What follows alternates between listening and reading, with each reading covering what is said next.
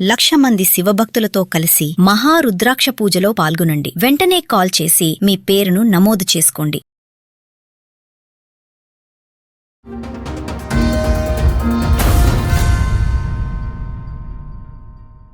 ఆఫీస్‌లో ఒక అమ్మాయి పరిచయం అయింది మేడం. నాకు తెలియదు. అయితే మా అత్త వాళ్ళతోని రిలేషన్‌కి పంపించింది మా హస్బెండ్‌కి.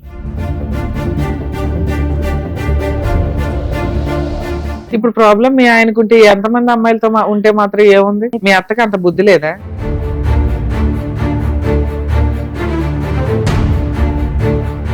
మొత్తం ఆమెని నన్నైతే ఎక్కడెక్కడ టూర్ తీసుకెళ్లాడు. అన్ని ప్లేసెస్‌కి టూర్‌కి తీసుకెళ్లాడు మేడం. షిరిడి, ఊటీ, కొడైకెనాల్ అన్నీ తీసుకెళ్ళిండు మేడం.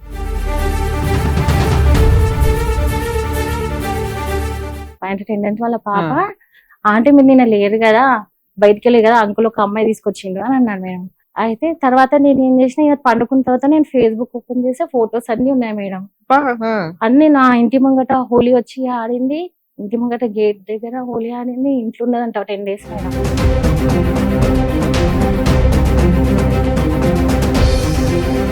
ఇప్పుడు మీ ఇద్దరు కలిసే ఉన్నారా? ఉంటాం కానీ వాళ్ళకి ఏంటంటే ఈమె ఎవరో నాకు తెలియదు అని అక్కడ ఫ్యామిలీ మొత్తం చెప్పుకొని తిరుగుతున్నాము. నేను అడుగుతానేమో నీకు పిచ్చా అని అంటారు అందరు.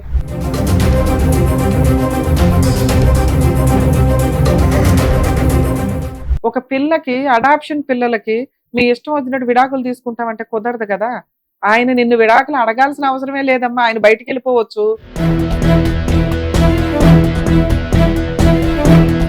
అడాప్షన్ తీసుకుంటాం మూసుకోండి అందరూ అని నిన్ను కాపాడుకుని ఉంటే ఈ రోజు నీ ఆలోచన విధానం ఇలా ఉండేది కాదు.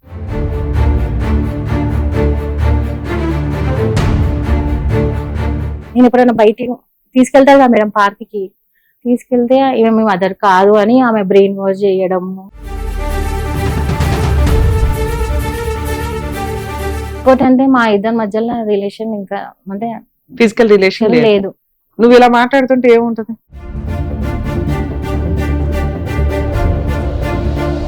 మీ ఆయన్ని ఎవ్వరూ లాక్కెళ్ళట్లేదండి, మీ ఆయన్ని ఎవరు లాక్కెళ్ళలేదు కూడా.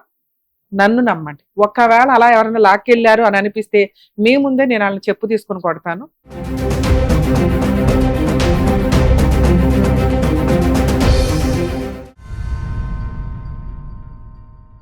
మేడం నమస్తే అండి. ఎక్కడి నుంచి ఏంటి ప్రాబ్లం? బోయినపల్లి నుంచి మేడం. బోయినపల్లి నుంచి.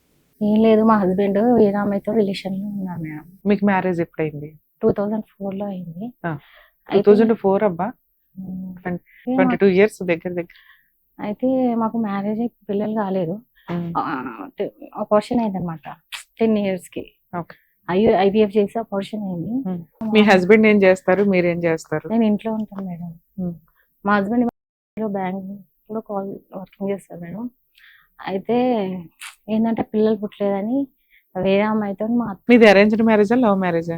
Arrange marriage. అడాప్షన్ తీసుకోవచ్చు కదా. పాపని అడాప్షన్ తీసుకున్నాం మేడం. చేసుకున్నారా? చేసుకున్నాక ఏంటంటే ఎప్పుడు చేసుకున్నారు? మొన్న 20 లో చేసుకున్నాం మేడం. అయితే వీళ్ళకి నాకు తెలియకుండా వేరే అమ్మాయితో అంతకు ముందుకే వేరే అమ్మాయితో ఆఫీస్ లో ఒక అమ్మాయి పరిచయం అయింది మేడం. నాకు తెలియదు. అయితే మా అత్త వాళ్ళతో రిలేషన్ కి పంపించింది మా హస్బెండ్ కి, ఈమెకి ఇంకా పిల్లలు పుట్టారు అని. అయితే నాకు తెలియదు ఇంకా అసలు ఈ సంగతి. తర్వాత మేము రెంట్ హౌస్ లో ఉంటాంగా మేడం. నేను ట్రీట్మెంట్ కోసం అని ఫస్ట్ మా హస్బెండ్ చేయించాడు IVF. అయితే కన్సీవ్ అయింది. IVF మళ్ళీ ప్రెగ్నెంట్ ట్యూబ్ లో పడిపోయింది, అబార్షన్ అయిపోయింది మేడం. అయితే ఈ పాప ఆమెనే మేడం. అయితే తెలిసిన వాళ్ళ ద్వారా డాక్టర్ అడాప్షన్ చేసుకున్నాము. అయితే ఏమైంది మేడం, వాళ్ళ టార్చర్ వాళ్ళది నాకు తెలియదు. మీది 22 years మ్యారిటల్ రిలేషన్ అంటే నువ్వు లేకుండా మీ భర్త లేకుండా మీరు ఉండలేరు. అంత బాండింగ్ వచ్చేస్తుంది ఇద్దరికి.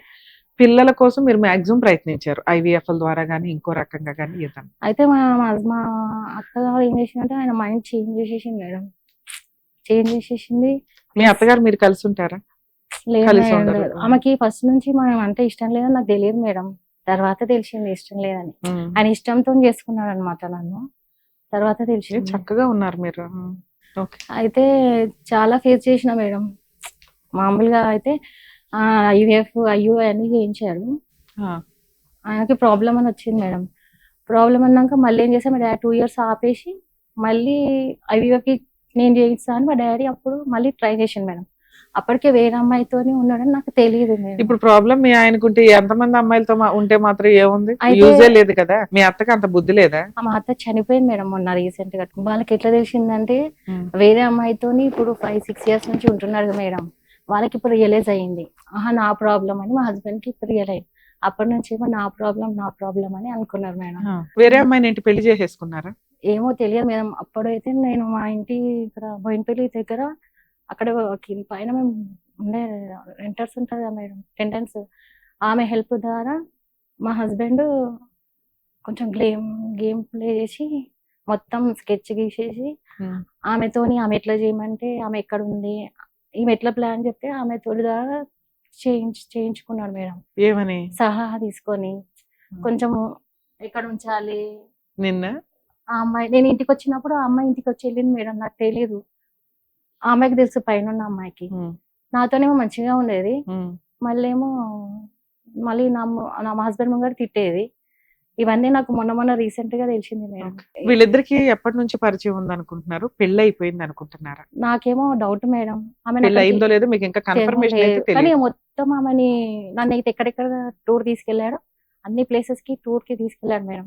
షిరిడి, ఊటీ, కొడైకెనాల్ అన్ని తీసుకెళ్ళింది మేడం. ఎవరిని? వేరే ఆఫీస్ లో కొలిక్ ఒక అమ్మాయి. ఆయన ఊరు వెళ్తే నీకు తెలుస్తుంది కదమ్మా. ఊరు లేదు మేడం, అమ్మాయి ఇక్కడ తీసుకొచ్చి ఇక్కడ పెట్టుకున్నాడు.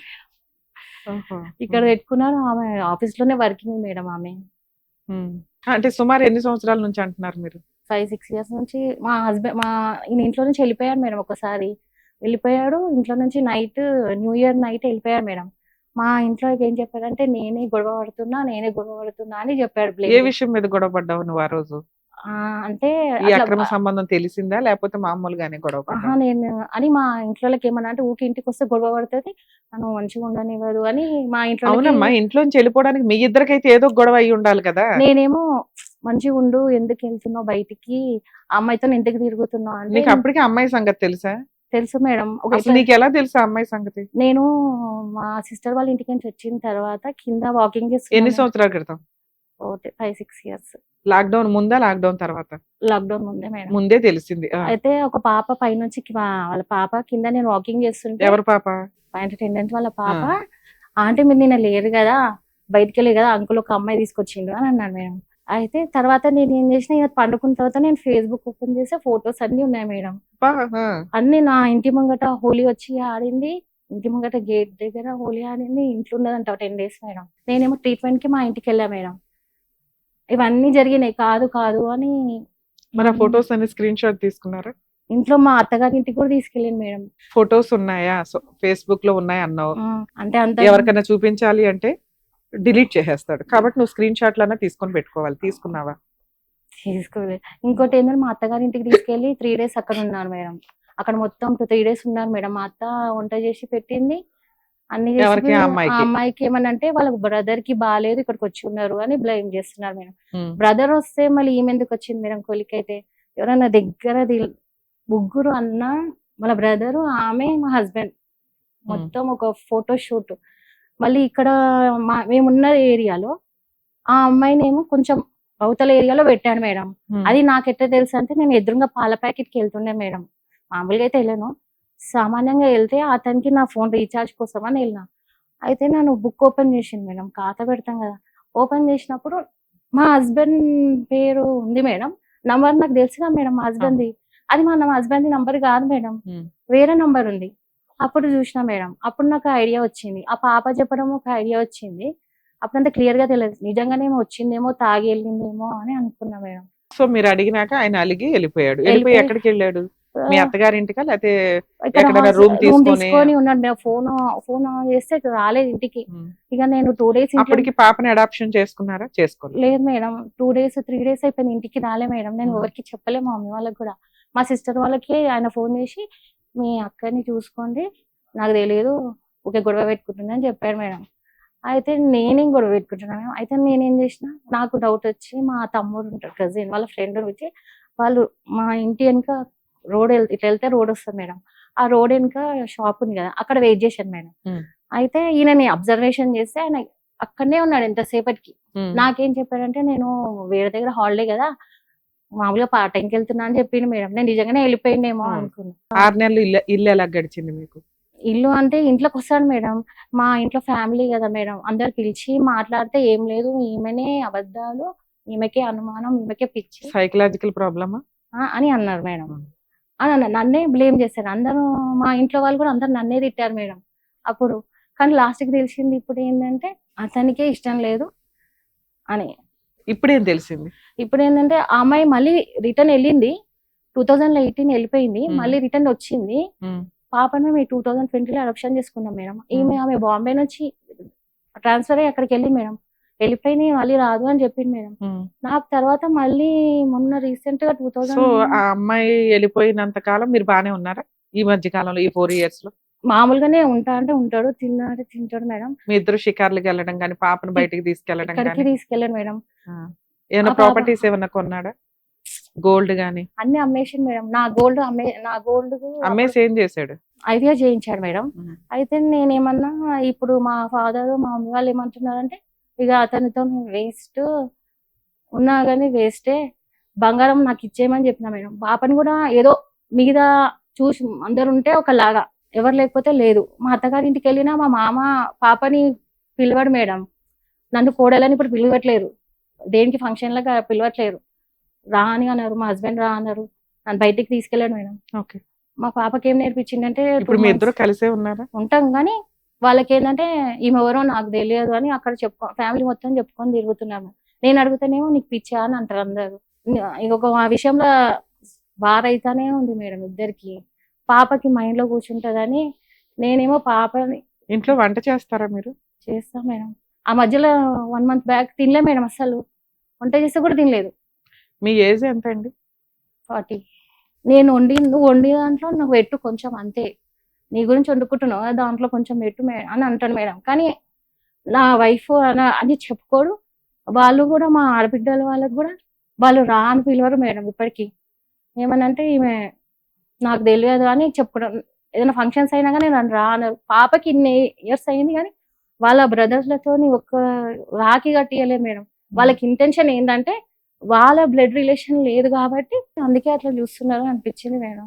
తల్లి ఉన్నంతలో నీ భర్త నువ్వైతే కలిసి ఉన్నారు, తిండి పెడుతున్నాడు, షెల్టర్ ఉంది, పిల్ల నువ్వు ఏదో కానీ ఏంటంటే బతుకుతున్నారు. వెళ్ళిపోతా అన్నారు కదా, మరి ఎప్పుడు వెళ్ళిపోతావు అని అంటున్నారు మేడం నన్ను. అదేలే, నువ్వు అన్నప్పుడు కోపంతో అంటున్నాడు అనుకో. ఇప్పుడు ఎవరినో తగులుకొని వెళ్ళిపోలేదు, ఆవిడనైతే పెళ్లి చేసుకోలే, ఆవిడ మళ్ళీ వచ్చింది కాబట్టి నీకు ఒక అనుమానం అయితే ఉంది, అప్పట్లో వీళ్ళకి రిలేషన్ ఉంది కదా, సీక్రెట్ గా ఎక్కడన్నా మెయింటైన్ చేస్తున్నారా అని. ఇప్పటికీ వెళ్తారు కానీ మెల్లిగా వస్తాడు మేడం. 10:30, 11:30. సరే, మీ ఇంట్లో వాళ్ళకి చెప్పావు, వాళ్ళు అన్నారు అతనితో వదిలే అమ్మా, నువ్వు ప్రశాంతంగా ఉండు, వదిలేసి వచ్చాయి అన్నారు. వెళ్ళిపోయి పిల్లని తీసుకుని వెళ్ళిపోయి మీరు ఆయన మీద కేసులు వేసి సెటిల్మెంట్ ఏమన్నా చేసుకోవచ్చు కదా, ఇక్కడికి ఎందుకు వచ్చారు? నేనేమంటున్నానంటే అక్కడ మా ఫాదర్ వాళ్ళకు సపోర్ట్ లేదు మేడం. నీకు లేదు, అస్సలు లేదు. అక్కడ ఎట్లా అంటే కొంచెం వేరే అక్కడ కొంచెం వాతావరణం వేరేగా ఉంటది మేడం. మీ మదర్ సపోర్ట్ కూడా లేదా? ఎవరు సపోర్ట్ లేదు మేడం. రమ్య గారు సపోర్ట్ చేస్తారని ఎలా అనుకున్నారు? అంటే టీవీలో చూసాను మేడం. చూసినప్పుడు ఒక క్లారిటీ ఉండాలిగా. నాకేందంటే పాపని తెచ్చుకున్నాము, ఆ పాపకి తల్లిదండ్రులు అనేది ఉండాలి మేడం. మరి కలిసి ఉండాలి కదా నువ్వు. ఆయనేమో అలా ఫీలింగ్, ఆ పాపకి ఈమె మదర్ కాదు అని. నేను ఎప్పుడైనా బయటికి తీసుకెళ్తాడు కదా మేడం, పార్క్ కి తీసుకెళ్తే ఈమె మీ మదర్ కాదు అని ఆమె బ్రెయిన్ వాష్ చేయడము అట్లా నేర్పిస్తున్నాడు మేడం. ఆ పిల్ల ఎందుకు పాడైపోతుంది, ఒక జీవితం ఎందుకు పాడు కావాలి? నాకు బంగారం నాకు ఇచ్చేసి నేను ఊరికే ఈ టెన్షన్స్ కి పాప పాడైపోతుంది మేడం. ఆ పాపకి బాగా అటాచ్మెంట్ అయిపోయింది. నీకేం కావాలి? నాకా మేడం? ఏం లేదు మేడం, నా బంగారం తీసుకున్నాడు మేడం. నా బంగారం నాకు ఇచ్చేయమని చెప్పిన మేడం. ఇచ్చేసి పాపతో ఆయనకి ఇష్టం ఉంటే ఉండమని, ఆ అమ్మాయిని పంపించమని నేను అనుకుంటున్నా మేడం. అమ్మాయి ఎక్కడుంది? ఇప్పుడు ఇక్కడనే గచ్చిబౌలిలో వర్కింగ్ ఆ చేస్తాను. అమ్మాయి పని అమ్మాయి చేసుకుంటుంది, నువ్వెవరు హైదరాబాద్ నుంచి ఒకళ్ళు పంపించేయమంటానికి? అది లా కాదు కదా. కొన్ని కోట్ల మంది ఉంటారు హైదరాబాద్ లో, నాకు నచ్చలేదని పలానా ఆవిడ బయట పంపించేయండి అని అంటానికి నాకే రైట్స్ ఉండవు కదా, అవునా? నాకు నచ్చకపోతే నేను వెళ్ళిపోవాలా? కానీ అంటే ఆమెకి ఏంటంటే ఆమెకి ఎక్కువ ప్రిఫరెన్స్ ఇస్తున్నాడు మేము ఇప్పటికైనా కానీ. ఇప్పుడు నీ దగ్గర ఉన్న ఎవిడెన్స్ ఏంటి? నా దగ్గర ఉన్న ఎవిడెన్స్ ఆమెతో తిరిగిన ఫోటో ఒకటి ఉంది మేడం. అది కొలీగు ఎక్కడైనా తిరుగుతారు, నేను మా ఆఫీస్ స్టాఫ్ ని అన్ని ఊర్లకి తీసుకెళ్తాను తెలుసా. ఇయర్ అంతా కష్టపడతామని హాలిడేస్ వచ్చినాయి అంటే మా జూనియర్స్ అందరినీ ఊర్లు తీసుకెళ్తూ ఉంటా. ఇంకోటి అంటే మా ఇద్దరి మధ్యలో రిలేషన్ ఇంకా అంటే ఫిజికల్ రిలేషన్ లేదు. లేదు. నువ్వు ఇలా మాట్లాడుతుంటే ఏముంటది? మీకు ఆల్రెడీ డిప్రెషన్ ఉంది. ఈ పనుల వల్ల, ఈ ఐవీఎఫ్ల వల్ల, వీటి వల్ల చక్కగా బొమ్మలాగా ఉన్నారు మీరు. మీ వాల్యూ మీకు తెలియట్లా, మీ పవర్స్ మీకు తెలియట్లా. నేనేమంటున్నా అంటే మా వాళ్ళు వచ్చి మాట్లాడినా కానీ ఏం లేదు, ఈమెనే పిచ్చి అని అంటున్నారు మేడం. నాకేంటంటే పాప పాడైపోతుంది. పాప బాగానే ఉంది, మీ ఆయన బాగానే ఉన్నాడు, మీ అమ్మా నాన్న బాగానే ఉన్నారు. ఇక్కడ బాగుంది ఎవరు అంటే మీరు, మీ ఆలోచన. చూసారు కదండి, ఒక స్త్రీ పిల్లల్ని తను కనలేకపోయినా, భర్తే కనకపోయినా బ్లేమ్ వేసేది మాత్రం ఆడవాళ్ళ మీద. ఆ అమ్మాయి కాపురం నిలబెట్టుకోవడం కోసం తన శరీరాన్ని కొల్లబొడుచుకున్నట్లు లెక్క. ఒకప్పుడు పిల్లలు పుట్టకపోతే ఏదో మాయలు మంత్రాలు అని చెప్పి ఒకటి, రెండు ఈ ఈ చెట్లకి ఆ చెట్లకి ఉన్న ఏవో తీసుకొచ్చి పసర్లు పోసి చంపేసేవాళ్ళు. మెడికల్ టెక్నాలజీ అనేది ఆయుర్వేదం ఎప్పుడు మనకి ఫేమస్, దానివల్ల మంచి ప్లస్ ఉంది. కొంచెం ఫాస్ట్గా ప్రాబ్లమ్స్ క్లియర్ అవ్వడానికి వచ్చింది అలోపతి మెడిసిన్స్. అవి ఎంతలా అడ్వాన్స్డ్ అవుతున్నాయంటే పిల్లల్ని కనటం కోసం ఐవీఎఫ్లు, పేర్లు చెప్పమ్మా, మీరేవో 4 ట్రీట్మెంట్లు. IUI, IVF. శరీరం సర్వనాశనం అయిపోద్ది ఒక స్త్రీకి. మనకున్న ఆహారపు అలవాట్లలో ఉన్న దరిద్రాలు కానీ, హెల్దీ ఫుడ్ అసలు ఎవరూ తినట్లేదు కదా. పిల్లలు పుట్టలేని స్టేజ్కి వచ్చింది. ఎందుకంటే ల్యాప్టాప్లు, టెక్నాలజీలు, ఫిజికల్ యాక్టివిటీ లేకపోవడాలు, బ్రెయిన్కి సంబంధించిన యాక్టివిటీలు లేకపోవడాలు, దీనివల్ల ఐవీఎఫ్లకి వెళ్లాల్సిన పరిస్థితి. ఆ అమ్మాయికి కొంచెం ప్రాబ్లం ఏంటి అంటే ఇక్కడ బాధ, డిప్రెషన్. తనని అర్థం చేసుకునే వ్యక్తులే లేరు, ఇంక్లూడింగ్ తల్లిదండ్రులు కూడా అర్థం చేసుకోవట్లే. ఇవేమి అమ్మాయికి కావాలని రాలా. ఈ మెడిసిన్స్ వల్ల, ఈ టెన్షన్స్ వల్ల, ఓ భర్త నన్ను వదిలేస్తాడేమో, నాకు పిల్లలు పుట్టలేదు కాబట్టి భర్త ఎవరినన్నా తగులుకొని వెళ్ళిపోయాడేమో, భర్త ఇట్లా భర్త అట్లా అందరిని అనుమానిస్తుంది. కాసేపు అయితే రమ్య గారిని కూడా అనుమానిస్తుంది. అది ఆ అమ్మాయి మిస్టేకే కాదు, ఆ అమ్మాయి ఒక గాజు బొమ్మ. ఇలాగే ఉన్నారు బయట అమ్మాయిలు, ఇలాంటి సీన్లో ఉన్న అమ్మాయిలు. పేరెంట్స్ కూడా అర్థం చేసుకోలేరు. ఎందుకంటే హెల్త్ ప్రాబ్లం అంటే అర్థం చేసుకుంటారు కానీ బ్రెయిన్కి సంబంధించింది, నీకు పిచ్చపో అవతలకి, నీకు తిండి పెడుతుంటేనే ఎక్కువ, నేను బాగా చూసుకుంటుంటే అల్లుడు నీకే ఒళ్ళు కొవ్వెక్కింది, నీకు నచ్చపోతే వచ్చే ఒమ్మలు పడి ఉండు, ఇవి కాదుగా ఆ పిల్లకి నేర్పాల్సింది. ఈ రోజున సూసైడ్లు చాలా ఈజీగా పెరిగిపోయినాయి. అమ్మాయిని కాపాడుకోవాల్సిన అవసరం ఉంది. అమ్మాయి ఏం తప్పు చేసింది? పిల్లలు పుట్టకపోవడం ఆవిడ చేసింది తప్ప. ఈ జన్మలో ఇవి అనుభవించాలా, ఫేస్ చేసేయాలి, క్లియర్ చేసుకోవాలి, బయటకు వచ్చేయాలి. పూర్తిగా జీవితాన్ని అనుభవించాలి, తప్పదు. బాధపడకండి తల్లి. నేను చెప్పేది మీరు వింటే కనీసం మీ 100% ప్రాబ్లంలో 20% రియలైజేషన్ అవుతారని నా ఉద్దేశం. మీరు ఆలోచిస్తున్న విధానం మీది కాదు, మీ మెడిసిన్స్ది, మీ కష్టాన్ని, మీ బాధది, మీ సరౌండింగ్లో మీకున్న ఇన్సెక్యూరిటీకి సంబంధించి. మీరు మాట్లాడిందే వింటున్నా. నేను మీ అమ్మ నాన్నతో మాట్లాడలా, మీ హస్బెండ్తో మాట్లాడలా, ఇంకెవ్వరితో మాట్లాడలా. నన్ను నమ్మితే నాకున్న సీనియారిటీకి మీ హస్బెండ్కి ఎటువంటి అక్రమ సంబంధాలు లేవు. కొలీగ్స్తో ఆ మాత్రం మాట్లాడకుండా ఎవరు ఉండరు. అతను నిన్ను వదిలేయాలంటే ఒక్క రోజు పని, ఒక్క గంట పని. నాకు అవసరం ఈ అమ్మాయి అని బయటకు వెళ్ళిపోవచ్చు. ఏం చేస్తావు నువ్వు? మిగతా మహిళల్లాగా 498 డొమెస్టిక్ వైలెన్స్ మెయింటెనెన్స్లు వేసుకుంటావు, ఇంతే. కోర్టు చుట్టూ తిరగలేకపోతే కాంపెన్సేషన్ ఒక 50 లక్షలు, 20 లక్షలు, 30 లక్షలు అనుకుని సెటిల్మెంట్ చేసుకుంటా. నీ గోల్డ్ కూడా నీకు పళ్ళెంలో పెట్టి వచ్చేస్తుంది, ఓకే.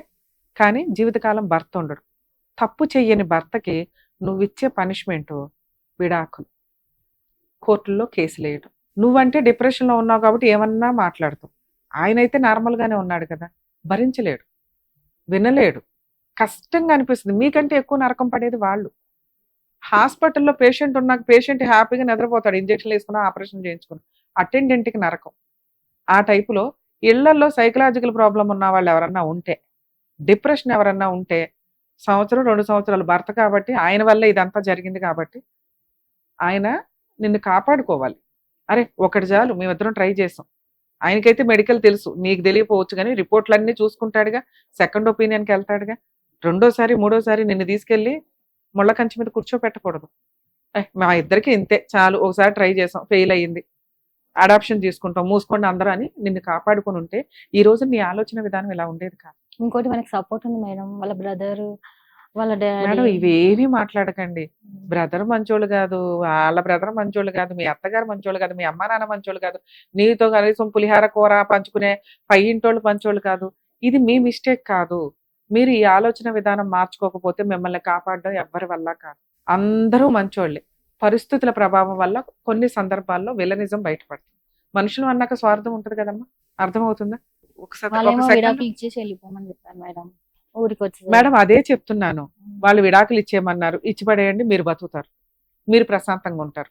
మీరు అడిగిన గోల్డ్ ఇప్పించగలుగుతాం, ఏ లాయర్ అయినా కానీ, నేను కాకపోతే మీ లాయర్లు కాంపెన్సేషన్ ఇప్పించగలుగుతాం. పిల్లకి నీకు హ్యాపీగా ఏదైనా ప్రాపర్టీ కొనుక్కొని మీరు దాంతో కాలు మీద కాలేసుకొని బతకొచ్చు. నేను ఒక పిల్లకి అడాప్షన్ పిల్లలకి మీ ఇష్టం వచ్చినట్టు విడాకులు తీసుకుంటామంటే కుదరదు కదా. ఆయన నిన్ను విడాకులు అడగాల్సిన అవసరమే లేదమ్మా, ఆయన బయటికి వెళ్ళిపోవచ్చు. అర్థమవుతుందా? నీ మీద విడాకులు కేసేస్తే ఈజీగా వస్తాయి ఆయనకి. నన్ను ఏమంటున్నారు మేడం వాళ్ళు? నాకు చాలా ఓపిక. నేను చెప్పేది వినండి మేడం ప్లీజ్. ఇక్కడ వాళ్ళు మిమ్మల్ని డైవర్స్ అడుగుతున్నది కోపంలో. మీరు ఇలాగే మాట్లాడితే, ఇందాక నీకు అదే చెప్పా, పేషెంట్ బాగానే ఉంటారు కానీ అటెండెంట్కి నరకం అండి అని. ఇక్కడ మీకంటే ఎక్కువ ప్రాబ్లం ఫేస్ చేస్తున్నది మీ హస్బెండ్. మీరు ట్రీట్మెంట్లో ఉండకపోతే, మీరు పర్ఫెక్ట్గా ఆలోచించకపోతే ఇక్కడ మీరేమీ అన్యాయం అవ్వరు. ఒక అడాప్షన్ అని ఒక పాపను తెచ్చుకున్నారు కదా, ఆ పిల్ల అన్యాయం అయిపోతుంది. ప్లీజ్ నా రిక్వెస్ట్ వినండి. మీకు రమ్య గారిని నమ్మి ఎలా వచ్చారో, సైక్రియాటిస్ట్ని కలిసి కౌన్సిలింగ్, ట్రీట్మెంట్, మెడిసిన్, డిప్రెషన్ నుంచి మీరు కొంచెం ఆలోచన మార్చుకోగలిగితే మీ ఆలోచన విధానం కరెక్ట్ డెసిషన్స్లో ఉంటాయి. ఆ రోజు నిజంగా మీ ఆయనకి అక్రమ సంబంధం ఉందంటే ఉంది, నేను నమ్ముతా. మీరు డిప్రెషన్లో ఉండగా ఈ మాట చెప్తే నేను నమ్మను. 2, మీ లైఫ్ గురించి మీరు కరెక్ట్ డెసిషన్ ధైర్యంగా తీసుకోగలుగుతారు. రమ్య గారు, మీ అమ్మో, మీ నాన్నో, మీరో కాదు, మీ ఆయనో కాదు, మీరు మాత్రమే తీసుకోవాలంటే మీరు ప్రాపర్ కండిషన్లో ఉండాలి. నేను చెప్తున్నా, మీరు ఇప్పుడు ప్రాపర్ కండిషన్లో లేరు, బాధలో ఉన్నారు, కష్టంలో ఉన్నారు, డిప్రెషన్లో ఉన్నారు. ఈ టైంలో తీసుకునే డెసిషన్స్ కరెక్ట్ కాదు. మీరు మీ హస్బెండ్ కలిసే ఉండండి. ఇక నుంచి కొత్త అవతారం ఎత్తండి. పిల్ల కోసం కాపురం నిలబెట్టుకోవడం. వెళ్ళిపో అన్నారు, ఎందుకు వదిలేస్తాను, నువ్వు నా భర్తవి, నువ్వు నా దేవుడివి, ఇవి ఒక్క డైలాగ్ వేసి ఊరుకో. అట్లా అంటలే మేడం, ఫ్యామిలీలోకి ఎంటర్ చేయనియరు మేడం, అది నా బాధ. ఇప్పుడే వద్దు నాన్న, మీది 22 ఏళ్ల పంచాయతీ. నేను ఇప్పుడు మాట్లాడగానే అద్భుతాలు జరిగిపోయి అందరూ మారిపోయి మంచోళ్ళు అయిపోయి నిన్ను హగ్ చేసుకోరు కదా. ఫస్ట్ స్టెప్ నీకే అవసరం, నీ దగ్గర నుంచి స్టార్ట్ చేయి మార్పు అనేది, ఓపిక అనేది. ఫస్ట్ ఇక్కడికి వచ్చావు ఎవరికి తెలియకుండా, అట్లాగే కౌన్సిలింగ్కి వెళ్ళండి, సైకలాజికల్ కౌన్సిలింగ్. మీకు నెట్లో కొడితే హాస్పిటల్స్ దొరుకుతాయి, టీవీల్లో చూస్తుంటే కొంతమంది సైక్రియాటిస్టులు దొరుకుతారు. వెళ్ళండి, 1-2 కౌన్సిలింగ్లో మీకు మెడిసిన్ ఇచ్చారు అంటేనే మీకు అర్థమైపోద్ది, ఓహో ఆ రోజు రమ్య గారు చెప్పింది నిజం. కొంచెం మీరు కూల్ అవుతారు 2-3 months. ఇదే నడవనివ్వండి, ఎక్కడ పోయిందో అక్కడే ఎత్తుక్కోవాలా. నువ్వు 25 ఏళ్ళు 20 ఏళ్ళు కాపురం చేసి రోడ్డు మీదకి వచ్చేస్తానంటే నేను యాక్సెప్ట్ చేయను, అది నీ హక్కు. మీ కేసులో డైవర్స్ ఇవ్వరు తల్లి, ఓ పాపని అడాప్షన్ తెచ్చుకున్నారు, మీకు ఎవరు మీ ఆయనకి ఎవరు విడిగా వేసినా కూడా. అర్థమవుతుందా? అప్పుడు నువ్వు కాన్ఫిడెంట్గా కూర్చో, అంతే. నా కుటుంబం ఇది, నా ఇల్లు ఇది, నా భర్త ఇతను, ఈ జన్మకి ఈయనే రాసి పెట్టేశాడు దేవుడు, ఎందుకు వదిలేరు, కోర్టే వదలదు, నువ్వు నువ్వెవరు వదిలేయడానికి. 2, రమ్య గారు చెప్తున్నారు కొన్ని నేను మార్చుకోవాలి. ఒక స్త్రీకి ధైర్యం ఎప్పుడు వస్తుంది అంటే డబ్బు ఉన్నప్పుడు, సంపాదన ఉన్నప్పుడు. మీరు దాని మీద కాన్సన్ట్రేట్ చేయండి. మీ ఆయన ఏం మిమ్మల్ని బయటికి వెళ్ళొద్దు అనడు, మిమ్మల్ని ఇది చెయ్యొద్దు అది చెయ్యొద్దు అనడు. ఇంట్లోనే కూర్చొని మీరు ఏం చేయగలరు, ఈ డైవర్షన్ మారుతుంది. మీ ఆయన్ని ఎవ్వరూ లాక్కెళ్ళట్లేదండి, మీ ఆయన్ని ఎవరు లాక్కెళ్ళలేదు కూడా, నన్ను నమ్మండి. ఒకవేళ అలా ఎవరైనా లాక్కెళ్ళారు అని అనిపిస్తే మీ ముందే నేను వాళ్ళని చెప్పు తీసుకుని కొడతాను. ఆ రోజు మీరు నన్ను అడగొచ్చు, ఇక్కడికి వచ్చి కూర్చొని ఈ షో నడుస్తానే ఉంటుంది. ఓకే, నేనున్నాననే ధైర్యం ఉంటే మీరు నాకు ఇవ్వాల్సిన మాట, సైకలాజికల్ కౌన్సిలింగ్కి వెళ్ళండి, ఎవరికి చెప్పాల్సిన అవసరం లేదు. ఎందుకంటే మిమ్మల్ని మీరు రిపేర్ చేసుకుంటున్నారు. మీకు జ్వరం వస్తే ఎవరు తోడు లేకపోతే మీరే వెళ్తారు ఇంజెక్షన్ చేయించుకోవడానికి, అలాగే ఈ రిపేర్కి వెళ్తున్నారు. 2, సంపాదన మీద కాన్సన్ట్రేట్ చేస్తున్నారు. 3, భర్తని రోజు అప్పుడప్పుడు ఒక 2-3 డైలాగులతో పొగడండి, అంతే. 4, శుభ్రంగా ఇంట్లో ఉంటూ శుభ్రంగా వంట చేయండి. ఫస్ట్ ఈ 4 పనులు ఒక 3 నెలలు చేయండి, ఎంత మారుతుందో మీకు అర్థమవుతుంది. అద్భుతాలు జరుగుతాయని నేను చెప్పను, ఎందుకంటే ఎప్పటిదో పంచాయతీ ఇది, ఇప్పటికిప్పుడు ఏమి మార్పులు జరగవు. స్లోగా ప్లాన్ చేసుకున్నాం. నీ కాపురాన్ని నువ్వు ఆ సామ్రాజ్యానికి మహారాణివి, కాపురం నిలబెట్టుకోవడం నీ బాధ్యత. మహారాజు బాగానే ఉన్నాడని రమ్య గారు అంటున్నారు, ఒకవేళ తేడా ఉంటే ఏం చేయాలో అది చేసేస్తానని నేను మాట ఇస్తున్నాను నీకు ఈ షో ద్వారా. మీరు చేయాల్సిన పని, నాకు మాట ఇవ్వాల్సింది, మీరు ధైర్యంగా ఉండడం, సంపాదించడం, ట్రీట్మెంట్ తీసుకోవడం, మీ ఆయనతో హ్యాపీగా మ్యారిటల్ రిలేషన్, వంటలు చేస్తూ మీ వైపు తిప్పుకోవడం. మీ అత్త మామల గురించి మాట్లాడట్లా, మీ మరుదుల గురించి మాట్లాడట్లా, మీ అమ్మ నాన్న గురించి మాట్లాడట్లా. వాళ్ళు పెట్టే పుల్లలు పెడతానే ఉంటారు. మీరు అసలు లెక్క కూడా చేయకండి, తేక్కండి, వెనకండి. ఇలా చేసిన తర్వాత మీ ఆయనలో పెద్దగా ఏం మార్పు రాదు. ఎందుకంటే 3 మంత్స్‌లో ఎదగదు. మీరైతే మారతారు. హ్యాపీగా మాట్లాడుకుంటాం ఆ రోజు మనం. ఆ తర్వాత మీ హస్బెండ్ తోటి నేను ఫోన్‌లో మాట్లాడి కౌన్సిలింగ్‌కి పిలిపిస్తా. మీ వాల్యూ తెలుస్తది. గోల్డ్ గురించి వాటి గురించి ఆ రోజు మాట్లాడొచ్చు. ఇది కరెక్ట్ టైం కాదు. మీకు గోల్డ్ ఇప్పించామంటే విడాకుల పంచాయతీ మాట్లాడతారు. ఆయన ప్రేమతో గోల్డ్ తెచ్చి నీకెయ్యాలి. మీరిద్దరు కొనుక్కున్న గోల్డ్. మీ ఇంట్లో వాళ్ళు నీకిచ్చిన గోల్డ్ అవంతా. అవి ఎక్కడికి పోవు. మీరు విడిపోయే రోజు అవి వచ్చేస్తాయి. మీరు హ్యాపీగా ఉన్న రోజు అవి వచ్చేస్తాయి. మీరు విడిపోవద్దు, హ్యాపీగా ఉండండి అంటున్నాను నేను. నువ్వు అడుగుతున్నది గోల్డ్. ఏ దారిలో తెచ్చుకోవడానికి చూడు. ఆ దారికే నేను చెప్పింది మార్గం. ప్లీజ్ ఇది నా రిక్వెస్ట్ అనుకోండి. ట్రై చేయండి. మీ వంతు ప్రయత్నం మీరు చేస్తే నా వంతు హెల్ప్ నేను చేస్తాను. 2-3 మంత్స్ తర్వాత ఇప్పుడు కాదు. ఇది కరెక్ట్ కాదు. మీ ఆయనతో నేను ఇప్పుడు మాట్లాడడం వల్ల ఇంటికెళ్ళి వంట చేసుకోలేవు. నెక్స్ట్ మీ పవర్ మీరు తెలుసుకోండి తల్లి. చక్కగా ఉన్నావు, క్యారెక్టర్‌తో ఉన్నావు. ఈ 2 ఉన్న అమ్మాయి ఎందుకు ఈ పిచ్చి పనులు? ఇంత డిప్రెషనా? ఇంత కష్టమా నీకు? నీకున్నది కష్టం ఇంతే. నువ్వే క్రియేట్ చేసుకునేవి ఇవన్నీ. అన్నీ పోతాయి నాన్న. ఒక పాప మిమ్మల్ని నమ్మి గవర్నమెంటోళ్ళో, డాక్టర్‌లో ఎవరో ఒకళ్ళు మీకు అడాప్షన్ చేశారు. నువ్వు లేకపోతే ఆ పాప ఏమైపోద్ది తల్లి? ఇన్ని రోజులు మీ ఆయన కోసం బతికావుగా. ఇప్పుడు పాప కోసం. పాపకి ఎవరు కావాలి? తల్లిదండ్రులు ఇద్దరూ కావాలి. అది ఓన్లీ నీ చేతిలోనే ఉంది. ఒకవేళ ఆయనే వదిలేశాడు, నీకే వదిలేయాలనిపించింది. గోల్డ్ వచ్చేస్తది. ఇందాక నేను చెప్పినట్టు డబ్బులు వచ్చేస్తాయి. నువ్వు కాళ్ళ మీద కాలేసుకుని బతుకుతావు. కానీ పాపకి తండ్రిని ఇవ్వలేంగా. పాపని నీకే ఇస్తారు కోర్టు వాళ్ళు. అర్థమవుతుందా? సో కాబట్టి కొంచెం ధైర్యంగా నేను చెప్పిన ఈ 4-5 కండిషన్స్ ఫాలో అవ్వండి. మీకు అందుబాటులో నేను ఉంటాను. సరేనా? All the best. జాగ్రత్త. ఆడపిల్ల పుడితే ఇంట్లో మహాలక్ష్మి పుట్టింది అనే మాటలు మనం ఎప్పుడు వింటాం. పుట్టింట్లో ఆడపిల్ల మహాలక్ష్మి అయినప్పుడు అత్తగారింట్లో అదే మహాలక్ష్మి ఎందుకు అవ్వట్లేదు? వాళ్ళ ఆలోచన విధానమా? అత్తమామల క్రూయాలిటీయా? భర్తకి ఆ మహాలక్ష్మి వాల్యూ తెలియకపోవడమా? లేదా మహాలక్ష్మికి సైకలాజికల్ ప్రాబ్లమా? ఇవన్నిటి గురించి ఆలోచించాల్సింది మీరు మాత్రమే. మన ఇంటికి ఒక ఆడపిల్ల వచ్చింది, ఆ పిల్ల మన ఇంటి మహాలక్ష్మి, ఆ పిల్లని కాపాడుకోవడం మన బాధ్యత అని భర్త, అత్తమామలు, కుటుంబ సభ్యులు అనుకుంటే ఇలా డిప్రెషన్స్లోకి వెళ్ళిపోవాల్సిన అవసరం ఉండదు. నెక్స్ట్ మెడికల్గా ఐవీఎఫ్లకి వీటికి వెళ్ళేటప్పుడు ఒక్కసారి ఆలోచించండి. తొక్కులో సొసైటీ గోంగూర. సొసైటీ మనకు అవసరం. సొసైటీతో రెస్పాన్సిబుల్గా ఉండడం మనకు అవసరం. సొసైటీకి మన వల్ల అన్యాయం జరగకూడదు. అలానే సొసైటీ వల్ల మనకు అన్యాయం జరగకూడదు కదా. జనాలు ఏమనుకుంటారని 10 సార్లు 3 సార్లు 2 సార్లు ఐవీఎఫ్లు అనేవి చాలా డేంజర్ అండి. ఒక ఆడవాళ్ళ జీవితం, బాడీ మొత్తం సర్వనాశనం అయిపోద్ది. మీ కుటుంబ సభ్యులు మీరే ఆలోచించకపోతే నేను ఎంతకని ఆలోచించి మాట్లాడాలా? మెడికల్ అందుబాటులో ఉంది కదా, లక్షలు లక్షలు పోసి శరీరాలను సర్వనాశనం చేసుకోవడం వల్ల ఇదిగో బ్రెయిన్ మీద ఎఫెక్ట్ పడితే ఈ రోజు నా కుటుంబమే నాశనం అవుతుంది. జెంట్స్ అయినా లేడీస్ అయినా ఆ ఇంటికి 2 కూడా ఇద్దరు చాలా అవసరం. ఆ బండి సక్రమంగా నడవాలంటే. డిప్రెషన్స్లోకి వెళితే అవతల వ్యక్తి పార్ట్నరు వీళ్ళని హ్యాపీగా ఉంచడం ఎట్లాగా అని చూసుకొని అందులోంచి బయటపడేయడానికి కావాల్సిన సిచ్యుయేషన్స్ని క్రియేట్ చేస్తే ఆరాంగా అమ్మ ఈ రోజున టీవీ షోలు ఎత్తుక్కొని రావాల్సిన అవసరం ఉండదు. ప్లీజ్ దయచేసి డిప్రెషన్లో ఉన్నప్పుడు అన్నెసరీ డెసిషన్స్ తీసుకోకుండా కొంచెం హెల్త్ బాగోకపోతే ఏ రకంగా డాక్టర్ల దగ్గరికి వెళ్తారో అలా సైకాట్రిస్ట్ ట్రీట్మెంట్లకి వెళ్ళండి. లేదా మీకు నచ్చే పని ఏదో చేసుకుంటూ మోటివేట్ అయ్యి సైకలాజికల్గా ఆ డిప్రెషన్ నుంచి బయటపడండి ప్లీజ్.